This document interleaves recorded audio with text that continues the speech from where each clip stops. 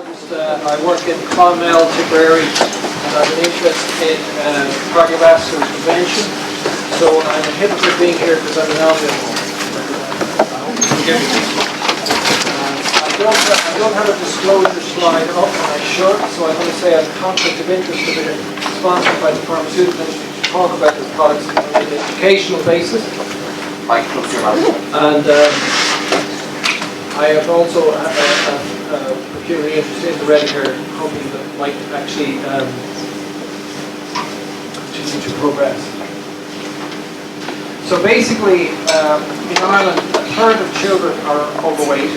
About 10% of boys and girls are obese.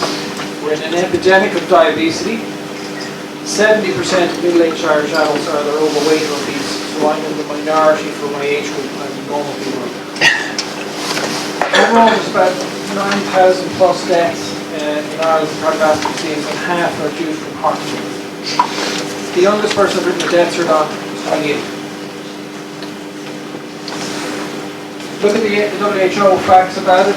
Cardiovascular disease is the #1 cause of death. 70 million people died, or 80 million people died in 2016. 31% of global deaths, and 85% of people with heart attack or stroke. If you get a stroke and you don't die, it's one of the most costly things on the health service in terms of disability. Over 3/4 of the cardiovascular deaths take place in low and middle income countries. And in fact, in China now, with 4 grandparents, 2 parents, obesity is massively taking off, and this is the second wave they're predicting that the previous speaker mentioned of cardiovascular disease, and longevity in the United States has dropped for a couple of years and only normalized out this year. So it's a big problem. You can read the rest of the slide, but essentially cardiovascular disease is the biggest killer. These are some people who died of cardiovascular disease. John Candy, planes, trains, and automobiles. You got Satchmo, world of Islam, who died of a heart attack at 70. Or John Paul I, the shortest Pope, 33 days, died of a heart attack. Bing Crosby, White Christmas, but you're 73 in a golf course. Lucky Luciano wasn't that lucky. 64 in Naples, he was a gangster in the mafia. He died of a heart attack. And Save Me, Obi-Wan Kenobi, you are my only hope, but Carrie Fisher died at 60 from a heart attack. And you can't lobby for yourself when you're dead in the cemetery, unlike patients who are looking to get cancer. This is a picture from Yalta, February 45. In the middle is Franklin Delano Roosevelt, arguably the most powerful man in the world. But at that stage, he had rampantly high blood pressure, heart failure, and renal failure, described by church physicians as being deathly ill, and he handed over half of Europe to Stalin without links because he was just too frail to argue. And as you can see in the photograph, smoking, and in a previous photograph, Stalin had a cigar, and they all died of stroke. So cardiovascular disease has known risk factors and is highly preventable, but we're not doing enough to do that. So there's known risk factors for cardiovascular disease, and age is the biggest risk factor. So it's the biggest risk factor by all. And there's other non-modifiable risk factors. So sex, I'm in the weaker sex of a male, so men die younger than women. Family history is very important with premature menopause. And on the left side of the screen, you have the known preventable risk factors. So hypertension. If I was at a hypertension talk, the hypertensionologists would argue that cardiovascular disease is about 50% contributed to by hypertension. And the definition of hypertension has changed since I was a medical student. So now we've got the SPRINT trial in the United States determining blood pressure. If you're in America now, hypertension is above 138. European guidelines are still sticking with 140/90. But it comes back to every millimeter of mercury counts. It's like Tesco's, every little helps. Smoking. 3 times your risk of getting a heart attack or stroke if you smoke 20 cigarettes a day. So every patient should be asked if they smoke and be advised to quit. Diabetes, we're in a blooming epidemic of diabetes. Chronic kidney disease, dyslipidemia, obesity, and lack of exercise. And in the middle there's metabolic syndrome, the predictor that we're going to see that the patient is a little bit heavy and will go on to get diabetes. normal ankle breaking index, LDH, best seen on an echo, microproteinuria, homocysteine, LP-A, chronic inflammatory markers, fibrinogen, CRP, HIV, BMP, and plenty more which I won't discuss. But the conventional risk factors can explain up to 90% of risk. So on the left-hand side of the slide, it's Dublin in the 1960s. Everybody's nice and slim. Nobody's too heavy there. On the right-hand side of the slide is what we currently have now, which is the coffee bar, and have a quick sandwich and a drink, and we have to stick in the packet of crisps as well for fibre. That's what we have now. And that's not doing the diabesity epidemic any good at all. So what's the size of the challenge of this diabesity epidemic? Currently in the world, more people are dying of overconsumption than starvation and malnutrition. That's the first time that's happened in human history. By the age of 55, half of patients have hypertension. And in those that don't have hypertension, you're 90% likely to develop hypertension before you die.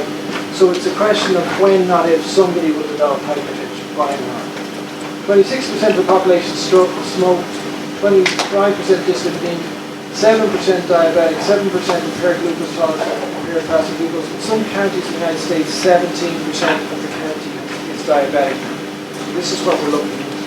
Across the pond and live it. 70% of middle-aged Irish adults are overweight or obese. There's 250 medical conditions related to obesity. Sedentariness is increasing, as you saw from the coffee bar. Convenience living, just eat, deliver, they're not going to help either. Many processed foods contain palm oil.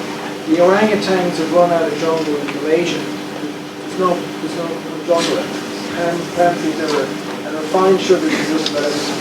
And only 3 to 4% of our health workers depend on prevention. And there's too few frontline staff ever to deal with this. So you could hire 10 times more dietitians, 50 times more nurses and consultants, and we're only touching the iceberg given those statistics. It's just not going to work. So we have to box clever, and we have to use technology. So on the second slide, and this is what we want to do in the previous speakers, just mentioned the whole food approach to the social economy. And Redicare, the company I advise on, is a digital therapeutic. So we're going to use artificial intelligence to get people to live a healthy lifestyle. So they don't have to always see the dietitian or see the doctor. They can do this at home 24/7 on their mobile phone and iPad computer without any input from anybody. And it's a two-way street. So it's linked to an app on your phone or on your computer, and it will talk back to you. If you're doing inappropriate things in your diet, it will say, put a Snickers bar back. It will say, you haven't walked your 10,000 steps a day, walk the dog. Okay? So it's actually advising you what to do.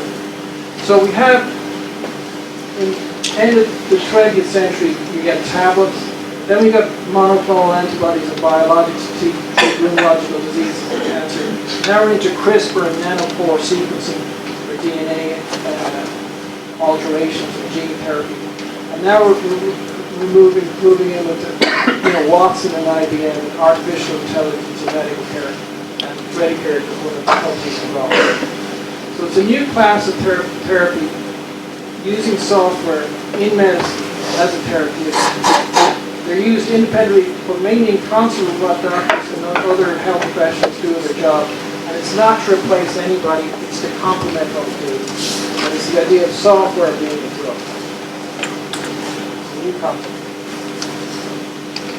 Now, if you look at any of the cardiovascular risk factors I mentioned, lifestyle is a class 1 indication on every guideline you get. Now, if I got all the international guidelines and printed them out, there'd be more than 250,000 of them, and I buried the matter in paper. So you can't read them all. But if you look up all the international guidelines for cardiovascular disease prevention, and indeed for cancer prevention, lifestyle is a class 1 indication. So we don't have a means to prescribe it right. We talk to our patients, but we've got 7 or 8 minutes, and that's about it. That's never going to come possible. So this is atherosclerotic cardiovascular disease prevention, a logarithm in the United States. It's for dyslipidemia, type 2 diabetes, hypertension, overweight, obesity, lifestyle. If If I put cancer here, lifestyle would show. Two commonest causes of death in Western world. So what Redicare is, it's a program with a strong evidence base behind it. So we're using the American Diabetic Association, American Heart Association guidelines for diet, personalized to the patient. So we used nudge psychology videos, and there's over 140 of them online for the patient to see, and tailored to what the patient's problem is. If they've got diabetes, they watch the videos of diabetes. If they've got hypertension, they watch the hypertension videos, etc. There's resources provided for the specific conditions with shopping lists, and then there's online coaching with qualified professionals. And this is unlimited. They can keep calling back and booking appointments. It lasts for 6 months for a program. So these are examples. There's a homepage educational pathway. There's the patient's own data stored online, lots of recipes. You can book a consultation, half-an-hour consultation, and call it over and over again. And you get also peer support. There's other people online who tweet and WhatsApp and whatever. Why refined cereals are not necessarily good for your kids. Sit-ups don't always get you a six-pack, especially if you're eating the wrong diet. You never saw a fan flop. So there's these educational videos available. So we've done several studies, and this is probably the most impressive. With the Irish Diabetic Association, we've got 50 patients. 39 completed the 6-week course, so not everybody will do it. But of those 39 completed the course, 48% normalized the hemoglobin A1C. They're all diabetic originally. They got a hemoglobin A1C reduction more than 1%, which is better than much of the drug monotherapy for diabetes. They had a 6 kilogram weight loss.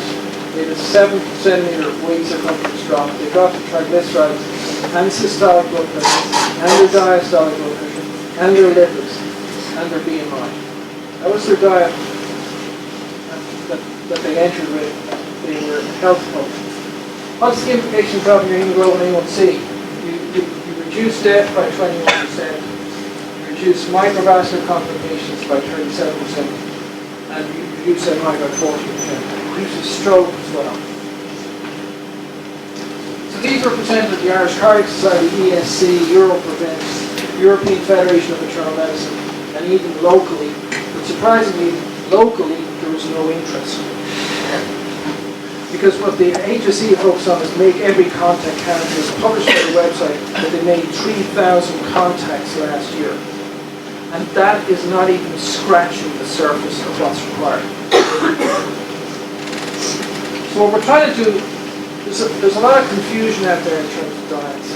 But if you just say whole foods, restrict refined carbohydrate and sugar, these are the results you get. Reduce lipids, reduce blood pressure, reduce hemoglobin A1C, and diabetes colon. So we mentioned other things that can happen is potentially lower amputation rates by 43%, we lower hemoglobin A1C by 1%. We mentioned the microvascular. Cataracts can be reduced, stroke risk can be reduced. If you lower blood pressure by this amount, you get major cardiovascular events dropping also. From the HOT study in hypertension, for example, a 4 millimeter of mercury drop in diastolic blood pressure would have the world's stroke. With a tiny reduction, we could get Nestle Corporation to stop putting salt in our food.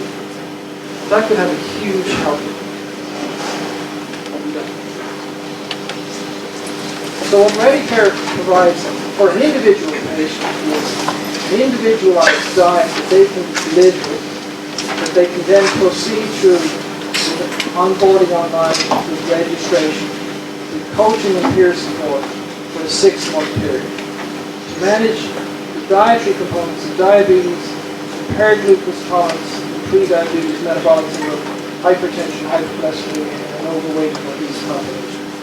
And there's so many of them out there, there isn't enough of us on the ground to deal with it. So Stephen Egan is the CEO, and he's the geek behind the whole operation. I'm a mere medical advisor, and there's these dietitians and other geeks involved.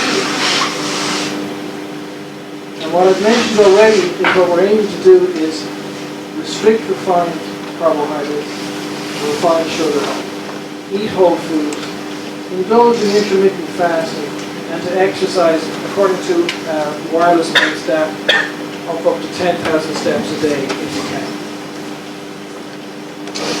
This is a case study on a pre-diabetic metabolic syndrome male. He's 48. His weight was 92 kilograms. BMI, not quite obese. Hemoglobin A1C knocking on the door. Blood pressure knocking on the door. And his weight came down significantly. This is over 6 weeks. BMI down a good deal. Hemoglobin A1C normalized. Blood pressure normalized. And that's with no drug.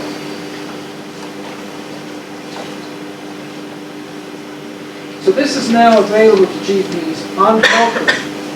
You can link your patient on a health link to this program.